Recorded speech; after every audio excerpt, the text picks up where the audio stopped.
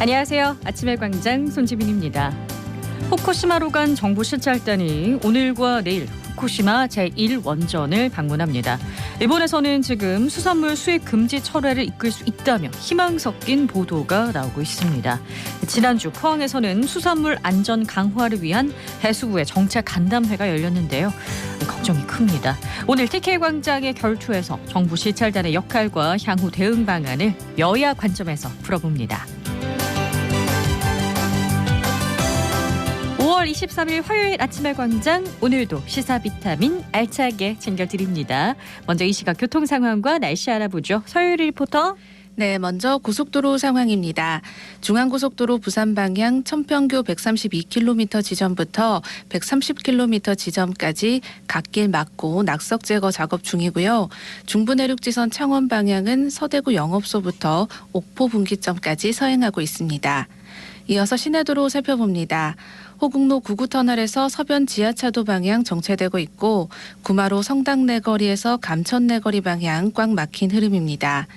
매천로 매천초등학교 교차로에서 매천대교 방향 매천대교 진입하자마자 2차로에 소방차량 2대 정차 중입니다. 이 여파로 뒤쪽도 제속도 못 내고 있고요. 신천동로 무태교 방향은 동신교에서 침상교 구간 정체됩니다. 끝으로 날씨입니다. 오늘 대구 경북은 가끔 구름 많겠고 대기가 불안정해져서 오전에 경북 북서 내륙부터 소나기 내립니다. 오후에는 대구와 경북 내륙 대부분 지역에서 5에서 20mm의 소나기 내리겠습니다. 아침 기온은 경북 내륙을 중심으로 5도 내외로 쌀쌀하겠지만 낮 최고 기온은 20에서 27도로 어제보다 2에서 5도가량 높겠습니다. 일교차 큰 날씨에 건강관리 유의하시기 바랍니다. 황사가 유입되면서 미세먼지 농도는 나쁨 수준이고요. 현재 대구의 기온은 16.6도, 습도는 69%입니다. 지금까지 서유리였습니다.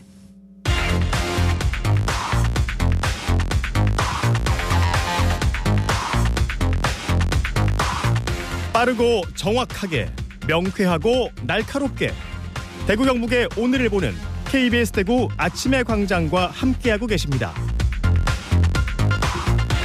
자, 대구 경북의 주간 브리핑으로 이어갑니다. 오늘 아침 뉴스 매일신문 김윤기 기자와 함께합니다. 안녕하세요. 예, 안녕하세요. 네, 첫 소식 볼까요? 대구 전셋값이 약 6년 만에 최저 수준으로 떨어진 걸로 나타났습니다. 이 세입자를 구하기 힘든 역전세난 우려가 현실화할 조짐도 보입니다. 부동산 플랫폼 직방에 따르면 지난달 전국 아파트 전세 가격 지수는 2년 전에 비해서 11.8% 하락했는데요. 대구는 26.5% 하락해 28.5% 하락한 세종과 함께 가장 하락세가 컸습니다. 지난달 대구 전세 가격 지수는 85.8인데 이 수치는 약 6년 6개월 만에 최저고요. 고점이었던 2021년과 비교해 약 33포인트 떨어졌습니다. 그렇군요. 이 원인은 어떻게 분석을 하고 있나요? 네, 고금리로 인한 금융비용 증가, 또 이딴 전세 사기 사건으로 전세 기피 현상이 겹치면서 나타난 현상으로 봤습니다. 수도권 일부 지역과 달리 지방에서는 반등 조짐이 보이지 않는다며 당분간 이런 추세가 지속될 걸로 전망했습니다. 그렇군요. 이 전세 가격 지수가 크게 떨어졌어도 당분간 반등은 어려울 거라 이런 전망인데 다음 소식 보겠습니다. 네, 전세 기피 현상이 번지고 있는데요. 이번에는 전세 임대주택 입주자를 대상으로 계약금을 가로챈 중개보조원이 구속됐습니다. 대구 남부경찰서는 대구 남구와 수성구 일대 LH 전세 임대주택 입주자 3명에게서 3,200만 원을 가로챈 40대 남성을 구속했다고 어제 밝혔습니다. 네, 또 전세와 관련된 소식인데 이번엔 사기입니다. 중개보조원은 공인중개사 업무를 보조하는 사람을 말하는 건데 어떻게 돈을 가로챘나요? 예, LH 전세임대주택은 LH가 집주인과 전세 계약을 맺고 무주택 저소득층에게 저렴한 가격으로 재임대하는 건데요. 입주 예정자에게 서류 절차가 복잡하다거나 인기 매물이라는 이유로 계약금을 우선 보내달라고 요구해 돈을 가로챈 겁니다. 최근 전세 사기가 많아 임대인에게 직접 송금하면 문제가 될 수 있다고 자신에게 송금을 유도했습니다. 이렇게 받은 돈은 생활비 등으로 사용한 걸로 나타났습니다.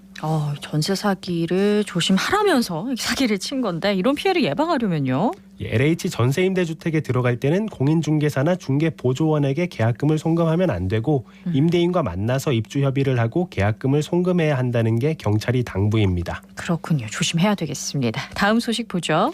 공무원 노조가 내년 공무원 임금 대폭 인상을 요구했습니다. 어제 오전 전국 공무원 노조 대구본부와 경북본부는 국민의힘 대구시당 앞에서 기자회견을 열고 내년 공무원 임금 인상 요구안을 발표했습니다. 올해 공무원 임금 인상률이 1.7%에 그쳤는데 지난해 소비자 물가 상승률은 5%를 넘는 등 실질적인 임금 감소를 겪고 있다는 겁니다. 그러면서 모든 공무원들의 임금을 37만 7천 원씩 정액 인상해줘야 한다고 목소리를 높였습니다. 이게 코로나 이후로 공무원 임금 인상을 최소화했었죠. 예, 그동안이 불만이 결국 터져 나왔는데요. 네. 최소한 실질 임금이 삭감되지는 않아야 한다는 얘기겠죠.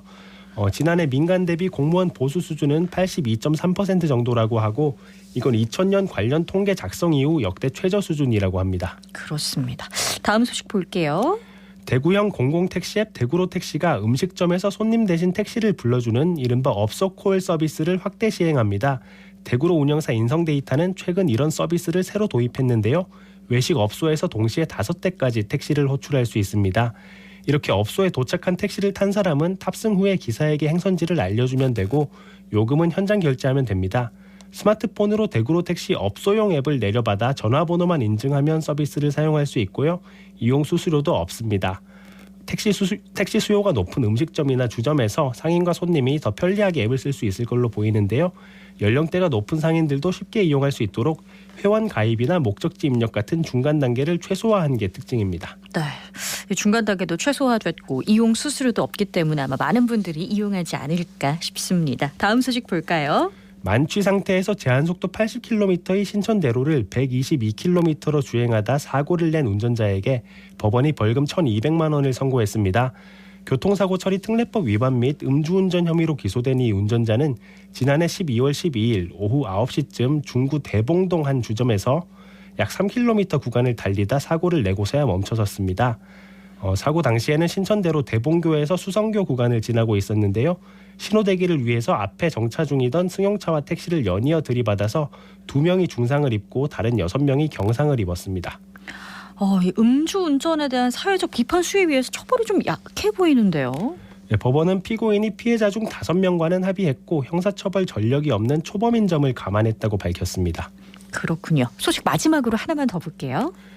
대구 기초의회 구의원이 모조품을 판매한 혐의로 검찰에 송치됐습니다. 대구 중부경찰서는 김효린 대구 중구의원을 상표법 위반 혐의로 검찰에 넘겼다고 어제 밝혔습니다.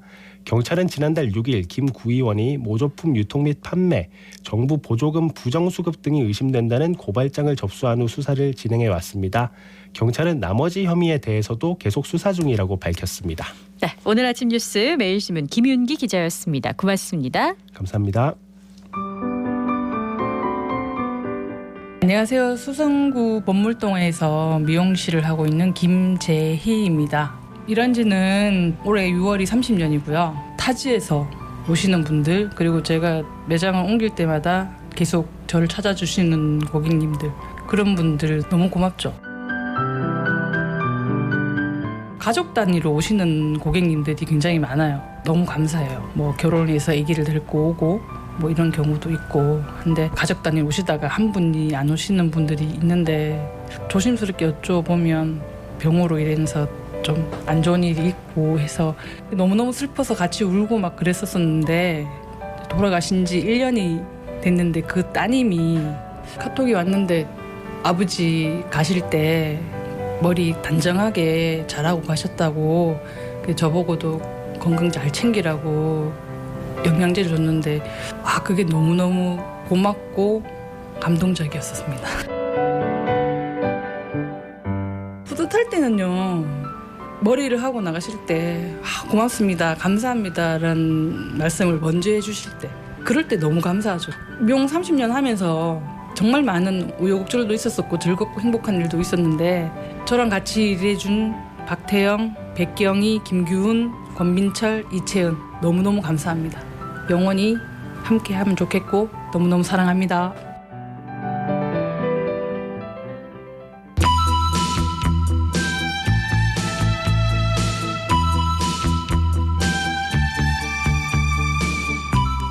TK에서 바라보는 정치, TK가 바라는 정치. 대구 경북의 다양한 목소리를 펼치는 TK 광장의 결투입니다.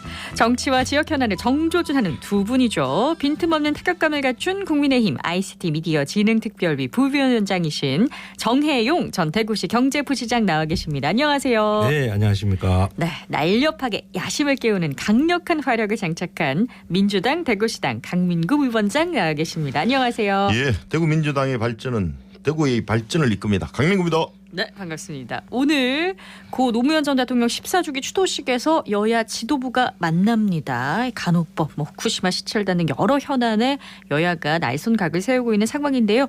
분위기 전환이 좀 될까요?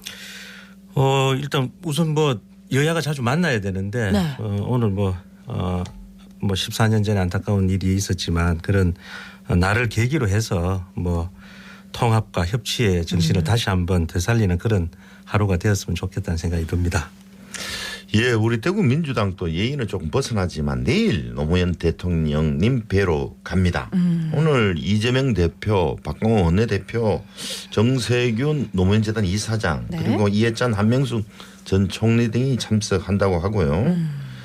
국힘에서는 김기현 당대표도 김영삼 생각이 들렀다가 노무현 대통령 추도식에 참석한다고 하는데 김기현 대표께서 김영삼, 김대중의 대화와 타협, 통합 정신을 이어가겠다라고는 했는데 말만 뻔질해요. 왜 이런 이야기를 하냐 하면 어제 또 페이스북에 네. 본인이 직접 나서가지고 김남국에게 약점 잡혔나 국민이 이재명을 제명하는 사태에 직면할 것이다 이랬는데 예전에는 당대표가 당대표를 직접 공격하는 일이 없었어요. 대변인끼리 설전은 있었지만 참 이거 대표께서 채통을 좀 지켜주시기 바랍니다. 하여튼 역사는 더디지만 진보합니다. 김기현 대표에 대해서 날선 얘기를 해주셨는데요. 어떻게 생각하시나요?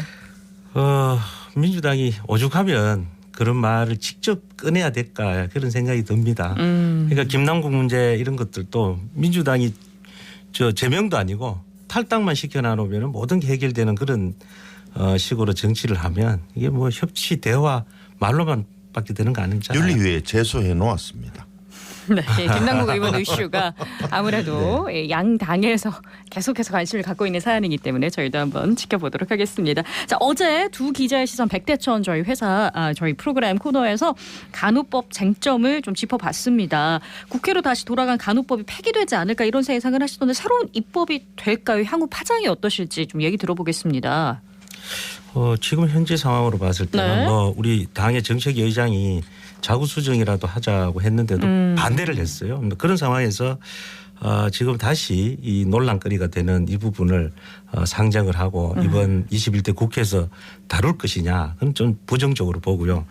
특히 민주당 같은 경우에 이미 이제 양곡법 처리부터 시작해 가지고 간호법 단독 처리 계속 하고 있습니다. 동의 없이 처리를 하고 있으니까. 동의 없이 사실 이게 각 주체들 간에 굉장히 갈등과 이 이해관계가 첨예한 이런 상황을 계속해서 이렇게 끌고 가고 대통령은 또 거부권 행사하게 만들고 네. 그리고 또 뒤에서 또 대통령 거부권 행사했다 그러고 국민을 분열시키고 저는 이건 좀 아닌 것 같아요. 분열까지 보시는군요. 예. 먼저 이번 간호법의 취지가 두 가지입니다. 네. 우리 대한민국이 고령화 사회로 접어들고 있고 그러다 보니 노인 돌봄 요양 간호 서비스의 수요가 지속적으로 증가하고 있고요. 네. 두 번째가 이제 간호사 처우가 열악하다.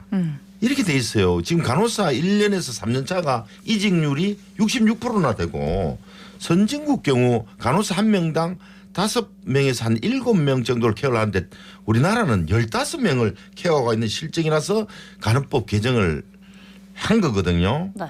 국민의힘은 화장실 가기 전하고 나왔을 때 완전히 다른 입장이에요. 윤석열 대통령 후보도 말했거든요. 작년에 공정과 상식에 합당한 결과 도출될 수 있도록 저희 의원님과 잘 부탁드리겠습니다 라고 했고 원희룡 선거본부 정책본부장도 누구 못지않게 앞장서서 조속히 입법 제도로 최선 다하겠다. 이걸 후보께서 직접 약속하셨다라고 해놔놓고 이제 와서 그리고 국민의힘 46분도 이 간호법 제정안 최초의 발의안을 발의했어요. 그래 놔놓고 이제 이게 국민은 비겁하게 지금 변명하고 있는 거죠. 이제 와서 나 몰라라고.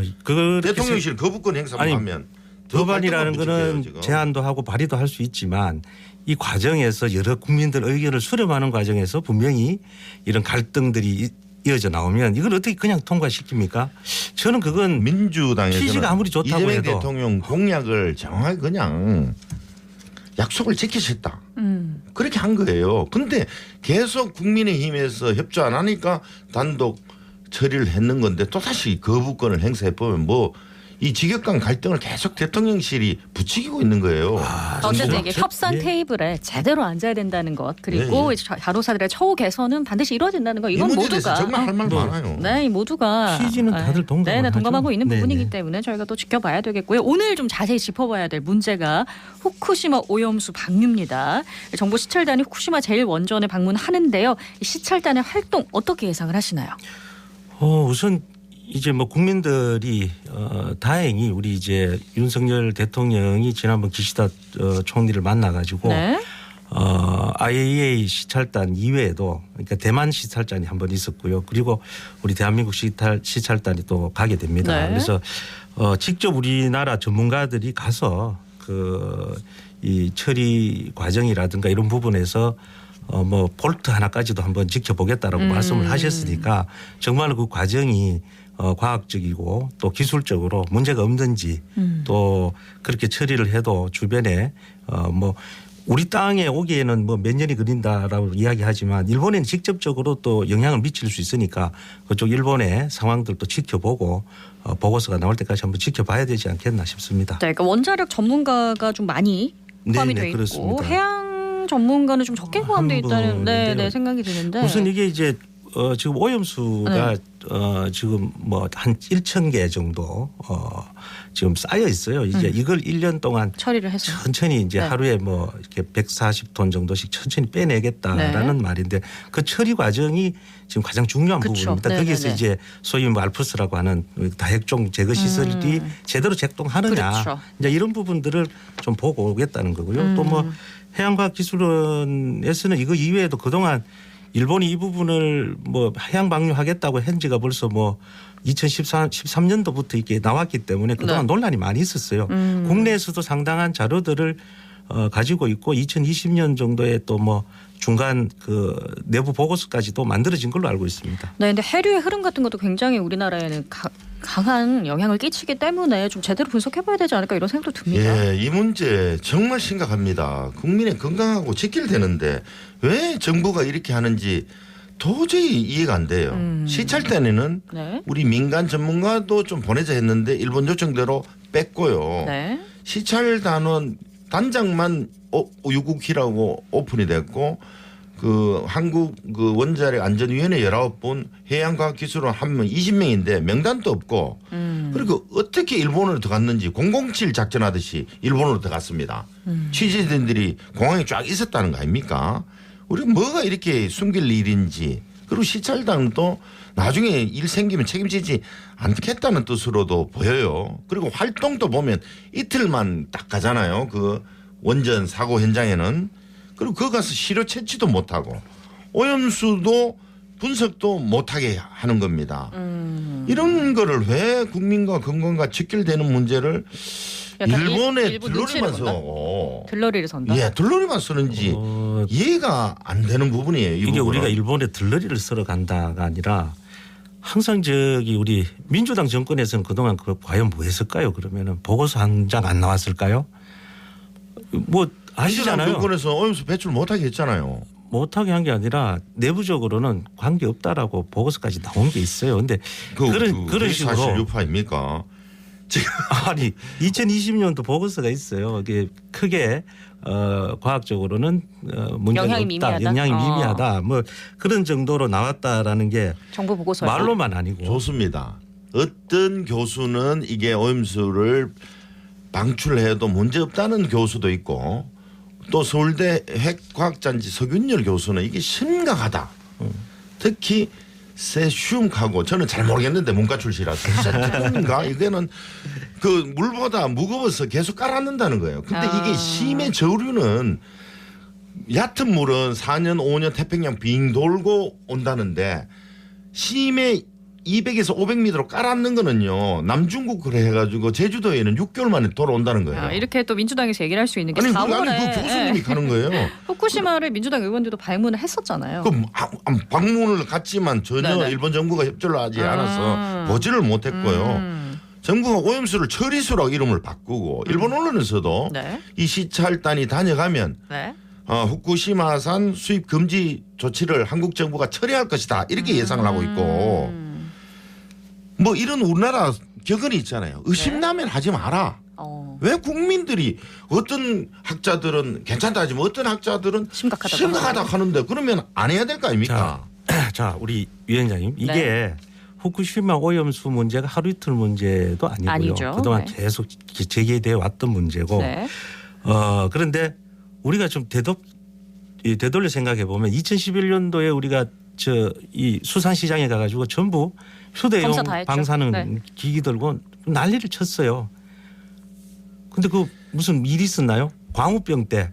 그래서 제가 지금 이 후쿠시마 오염수 방류가 제가 지금 제 입장에서 네. 안전하다 이렇게 말씀드리는 게 아니라 우리나라 전문가를 보내놨으면 우리나라 전문가의 의견을 들어보고 이야기해야 되지.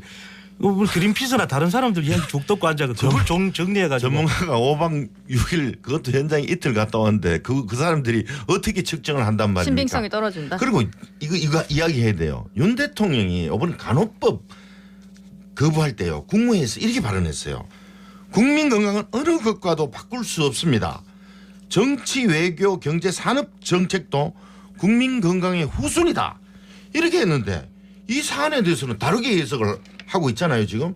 그래서 저는 이거 이율배반이다. 앞뒤가 다른 대통령의 행동이다. 정부다. 이렇게 생각하고 있는 겁니다. 뭐 계속 그렇게 몰고 가시면. 아니 몰고 가는 게 아니고. 아니 한 번도 검토 안 된 것도 아니고. 후쿠시마 오염수 방류 같은 경우에는 특히 이제 우리 지역 동해 바다에 생활하는 분들은 진짜 사활이 걸린 거잖아요. 동해뿐만이 아니고요. 네. 제주도 네. 서해로 올라온다는 거 아닙니까? 심해 박사님이 저루는 말씀하셨죠. 뭐 밑에 그 있지 않습니까? 저렇게 광어, 우럭, 해조류 이런 데는 다 영향이 끼친다는 거예요. 아니 이렇게 영향을 끼친다고 미리 선제적으로 이야기를 하시고 나면 나중에 그거 수산물 그 소비 감소라든가 이런 부분들은 그럼 다 이게 정부 탓인가요? 아니면 이렇게 문제를 제기한 사람들 탓인가요? 아니에요. 충청 남도에서도 이런 자료가 나와서 충남연구원에서 수산물 소비 감소율은 평균 한 44% 감소할 것이다. 충남만 해도 5천억 정도 감소할 거라고 자료 발표했어요. 일단 벌써. 당장 우리 지역 포항 같은 경우에는 예. 너무 불안하잖아요. 불안한데. 불안하죠. 그러니까 제가 말씀드리는 것은 지금 불안감을 조성할 게 조성한다. 아니라 우리 이제 포항도 포항 동해안 상생 협의회를 통해 가지고 이런 이제 공동 대응을 하겠다고 맞습니다. 했잖아요. 네. 그래서 공동 대응이라는 것이 그렇다고 또 이분들이 다시 가서 일본 가가지고 바닷물 떠와서 하는 건 아니잖아요. 네. 그래서 전문가들 의견과 이게 우리나라만 걸려 있는 게 아니라 그렇죠. 이 이 태평양권에 바다, 있는 네. 많은 나라들이 그렇습니다. 이해관계가 걸려 있는 부분에 피해가 우려되는 부분이니까 그럼 그 사람들은 정말로 뭐 아무 국민들 위하지 않아서 아직 가만히 있는 걸까요? 그러니까 국제기구 IAEA도 있고 또 여러 나라들에서 전문가들이 검출을 하고 이 검토를 하고 연구를 해가지고 이게 어느 정도 영향을 미칠 것인가 없다고는 말 못하겠지만 IAEA도 그 사무총장도 그 뭐 일본인이 했다는 거는 아주 친일적인 조직이라고 벌써 지금 언론에서 보도되고 있고요. 이번에 후쿠시마 지사가 G7 할 때 후쿠시마산 수산물을 음식으로 대접한다 했는데 그 TV에 나오는 거 봤습니까? 그 수산물 먹는 거 그런 것도 안 보여주고 있습니다. 그래서 저는 이렇게 의심되는 것을 왜 정부가 나서서 일본 편을 트는지 일본 이익을 챙기는지 모르겠어요. 국민 건강 먼저 하면 안 해야 됩니다. 일단은 그리고 네. 기시다 총리가 그렇게 안 정리면 알프스를 통해 나왔는 물 그 현장에 가서 하나 딱 한 컵 딱 따라가 원샷 딱 때리면은 그래도 우리가 국민이 믿을까 말까인데 그런 거 안 하고 있잖아요. 지금. 입증될 만한 행동을 보여준 없어요. 게 지금 없다. 입증될 만한 행동이. 그렇습니다. 예, 지금 제가 오늘 이거 너무 흥분되는 이야기가 많네요. 실제로도 일본에서 수산물 소비가 좀 위축됐다는 얘기도 있긴 있더라고요. 정말 많이 일본 자체도 지금 엄청나게 염려를 하고 있잖아요. 일본 국내에서도 그 국내인들이 일본인들이 염려하는 걸 왜 우리까지 염려를 하게 네, 일단 우리 포럼을, 정부가 만드냐는 거죠. 공동 대응을 한다는 얘기를 했고 그게 네네. 아마 보고서를 바탕으로 해서 이제 그렇죠. 전체가 네, 네. 공동 대응을 그냥- 해야 될 문제일 텐데 이제 이 시찰단 활동을 끝나고 이제 보고서 기다리고 계시니까 그 후가 또 우리가 또 대응을 해야 될 문제니까요. 어떤 후속 조치와 대응이 있어야 할까요? 우선 그 안전성 검증에 대한 철저한 것 안전성 그리고, 검증. 그리고 만약에 방류를 하게 되면은 이제 일단 이 수산물 수입 관련해서 논의가 수입 될 텐데 관련. 네. 그때 어떻게 대응할 거냐. 그때는 뭐 저희들도 철저하게 또 다시 한번 검토를 해서 네. 해야 될 거고요. 그리고 그에 따른 여파가 이런 또 이 분위기 조장에 따르는 소비 감소 이 부분을 어떻게 어민들한테 대응을 해줄 것인가 뭐 네. 등등 여러 가지 부분들을 지금 준비를 해야 되지 않겠나 싶습니다. 예, 그 준비 철저하게 해야 되는데 어제 정의구현 사재단에서도 네. 눈먼 사람이 어떻게 눈먼 사람을 인도할 수 있느냐. 제 식구가 마시는 우물에 침 뱉고 독이 든 오물을 버리면 가만히 있을 수 있겠냐 하면서 어제 미사까지 집전하셨는데 제발 이게 지금 단기간에 이게 검증되는 게 아닌데 네. 다시 한번 국민 의혹이 있으면 정부나 우리 지방자치단체에서도 재검증을 좀 볼 시간을 달라라고 요청을 하고 좀 기다려야 되지 않겠습니까? 그러니까 국민들이 신뢰할 수 있는 예. 검증이 필요하고 그러기 위해서는 우리 시찰단 보고서가 좀 그거 5박 6일 해가 안 된다니까요. 완벽하게 좀 이루어져야 예, 된다. 예. 이런 아예 얘기를. 못 믿겠다고 최소 1년 생각하면 이상 걸린다잖아요. 예. 네, 하지만 시찰단 보고서가 완벽하기를 저희가 둘이 한번 기대해 보도록 하겠습니다. TK 광장의 결투 더불어민주당 대구시당 강빈구 위원장, 국민의힘 ICT 미디어 진흥 특별위원회 정혜영 부위원장과 함께했습니다. 고맙습니다. 예, 감사합니다. 감사합니다. 네. 네, 오늘 날씨를 보니까요. 오후에 황사 섞인 소나기 예보가 있습니다. 예상 강수량이 5에서 20mm 정도라고요. 비 맞지 않도록 우산 꼭 챙기시면 좋겠습니다. 황사 영향으로 미세먼지 농도는 나쁨 수준이라고 합니다. 5월 23일 아침의 광장 준비한 소식 여기까지입니다. 고맙습니다.